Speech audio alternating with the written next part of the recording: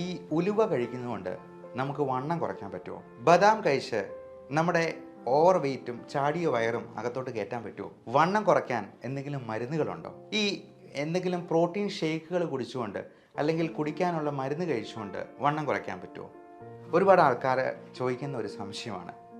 നമസ്കാരം, ഞാൻ ഡോക്ടർ ബിപിൻ ജോസ്.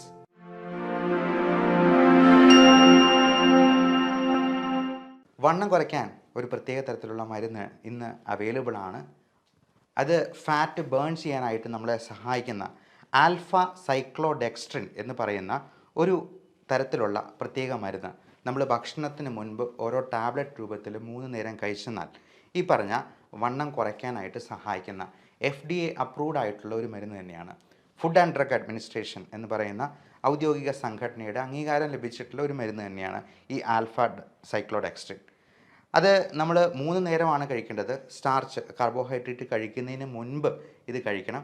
അതിൻ്റെ കൂടെ 2-3 ഗ്ലാസ് വെള്ളവും കൂടെ കുടിക്കുക. കൂടാതെ ഈ മരുന്നുകൾക്ക് പ്രത്യേകമായിട്ടുള്ള ഗുണം എന്ന് വെച്ചാൽ അത് കാർഡിയോ വാസ്കുലർ ഹെൽത്ത് ബെനിഫിറ്റ്സ് ഉണ്ട്. കൊളസ്ട്രോൾ ലെവൽ കുറയ്ക്കാനായിട്ട് സഹായിക്കും. പ്ലേക്ക് ഫോർമേഷൻ കുറയ്ക്കാനായിട്ട് സഹായിക്കും. ഇതേ സാധനം തന്നെ നമുക്ക് നമ്മുടെ ഭക്ഷണത്തിൽ തന്നെ ഉൾപ്പെടുത്താൻ പറ്റും. നല്ല ഫൈബർ കണ്ടൻ്റുള്ള സാധനങ്ങൾ കൂടുതലായിട്ട് ഉൾപ്പെടുത്തി ഈ വണ്ണം ഉണ്ടാക്കുന്ന സാധനങ്ങൾ ആദ്യം ഒഴിവാക്കുകയാണ് വേണ്ടത്. ഉദാഹരണത്തിന് മധുരം, അതുപോലെ ഈ ബേക്കറി സാധനങ്ങളിലുള്ള മിക്കവാറും മധുരമുള്ള സാധനങ്ങളിലൊക്കെ ഹൈ ഫ്രക്ടോസ് കോൺ സിറപ്പാണ്, പഞ്ചസാരയേക്കാൾ വില കുറഞ്ഞ ഒരു വസ്തു. അങ്ങനെയുള്ള കാര്യങ്ങൾ ഒഴിവാക്കുക. മൈദ അടങ്ങിയിട്ടുള്ള പൊറോട്ട മാത്രമല്ല കേട്ടോ, ബണ്ണ്, ബ്രെഡ്, ബിസ്ക്കറ്റ് എല്ലാം മൈദയാണ്. അപ്പോൾ ഇതെല്ലാം ഒഴിവാക്കുക തന്നെ ചെയ്യണം. പിന്നെ നമുക്ക് കഴിക്കാതിരിക്കാൻ പറ്റാത്തൊരു സാധനം ഉണ്ടല്ലോ, ചോറിന് പകരം എന്നാൽ ചോറ് ഒഴിവാക്കി ഞാനൊരു 5 ചപ്പാത്തി കഴിക്കുന്നുള്ളൂ എന്ന് പറഞ്ഞാൽ ഒരു ഗുണമില്ല. കാര്യം ഇപ്പോൾ ചപ്പാത്തിയിൽ വരുന്ന ഈ ഫ്ലോർ തന്നെ വളരെ ഹൈ ഗ്ലൈസമിക് ഇൻഡെക്സ് ഉള്ള വളരെ റിഫൈൻഡ് ആയിട്ടുള്ള ഒരു തരം ഗോതമ്പ് പൊടിയാണ്. അത് കഴിക്കുന്നതുകൊണ്ട് പ്രത്യേകിച്ച് ഒരു ഗുണമില്ല.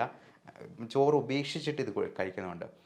2 ചപ്പാത്തി കഴിച്ചിട്ട് നമ്മൾ അതിന് കൂടെ ഒത്തിരി സാലഡും ഒക്കെ കഴിച്ചെന്നാൽ നമുക്ക് അത്രയെങ്കിലും കാലറി കുറയ്ക്കാമെന്ന് മാത്രം.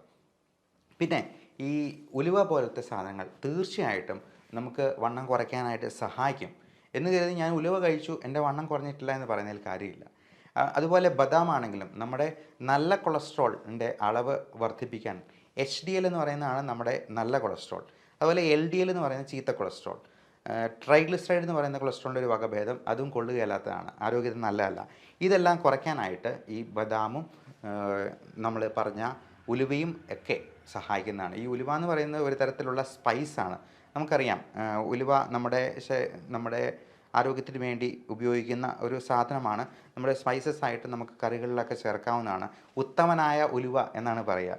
അപ്പോൾ ഇങ്ങനെയുള്ള കാര്യങ്ങളൊക്കെ ഉപയോഗിക്കുന്നത് തീർച്ചയായിട്ടും നമ്മുടെ ആരോഗ്യത്തിനെ സഹായിക്കുന്നതാണ്, വെയിറ്റ് കുറയ്ക്കാനായിട്ട് സഹായിക്കുന്നതാണ്.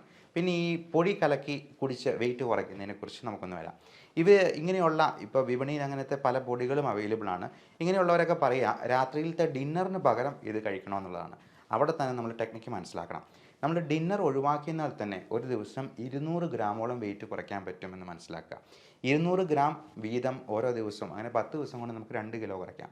അപ്പോൾ നമ്മൾ ഈ പൊടി തന്നെ വാങ്ങിച്ച് വലിയ വിലയ്ക്ക് വാങ്ങിച്ച് കഴിക്കേണ്ട കാര്യമില്ല.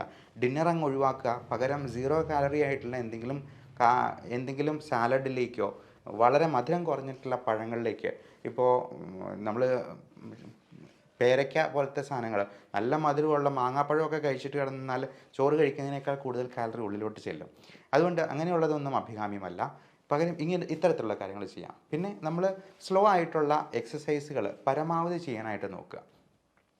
അതോടൊപ്പം ഈ വെയിറ്റ് കുറയ്ക്കാനുള്ള ഏറ്റവും നല്ല മാർഗ്ഗമാണ് നമ്മൾ ഈ കാർബോഹൈഡ്രേറ്റ്സിനെ ഒഴിവാക്കി പകരം ഹൈ ഫൈബർ കണ്ടൻ്റുള്ള സാധനം. ഇപ്പോൾ കപ്പ, ചേന, ചേമ്പ്, മണ്ണിലടിയിൽ വളരുന്ന സാധനങ്ങളെല്ലാം നല്ല ഫുൾ സ്റ്റാർച്ചാണ്. അത് ഒരു സസ്യം അതിൻ്റെ ജീവിതകാലയളവ് മുഴുവൻ ഉപയോഗിക്കാനുള്ള ഊർജ്ജമാണ് സംഭരിച്ചു വെച്ചിരിക്കുന്നത്. എന്നാൽ ചക്ക എന്ന് പറയുന്നത് വളരെ നല്ല സാധനമാണ്. കാരണം അത് മരത്തിലുണ്ടാകുന്ന ഒരു ഫ്രൂട്ടാണ്, ഇഷ്ടം പോലെ ഫൈബർ കണ്ടൻ്റുള്ള ഒരു ഫ്രൂട്ട്. ഈ ചോറിന് പകരം നമുക്ക് ചക്ക കഴിച്ച് നോക്കിക്കേ. ചക്ക കഴിച്ചിട്ട് ഷുഗർ ഉള്ളവരാണെന്നുണ്ടെങ്കിൽ ചക്ക കഴിച്ചിട്ട് അതിന് ശേഷം 2 മണിക്കൂർ കഴിഞ്ഞിട്ടുള്ള ഷുഗറും പിറ്റേ ദിവസം രാവിലെയുള്ള ഷുഗറും ഒന്ന് ചെക്ക് ചെയ്ത് നോക്കണം.